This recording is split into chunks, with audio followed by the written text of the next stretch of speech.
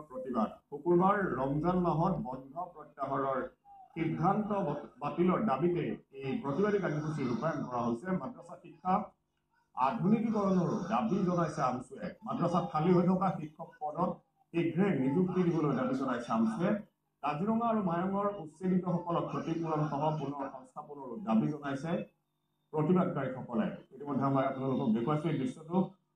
দেউৰী পুখুৰী পাৰত এই প্ৰতিবাদ সাব্যস্ত কৰা হৈছে আৰু প্ৰতিবাদী ছাত্ৰসকলে ইতিমধ্যে কেইবাটাও দাবী তেওঁলোকে উত্থাপন কৰিছে। বিশেষকৈ শুকুৰবাৰ আৰু ৰমজান মাহত বন্ধ প্ৰত্যাহাৰৰ সিদ্ধান্ত বাতিলৰ দাবী জনাইছে। লগতে মাদ্ৰাসা শিক্ষা আধুনিকীকৰণৰ দাবী আৰু মাদ্ৰাসাত খালী হৈ থকা শিক্ষক পদত শীঘ্ৰেই নিযুক্তি দিবলৈ দাবী জনাইছে আমছুৱে।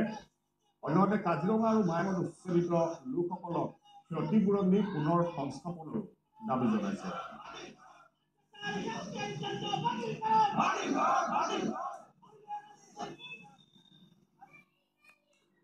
বিমুদ্ৰাকৰণ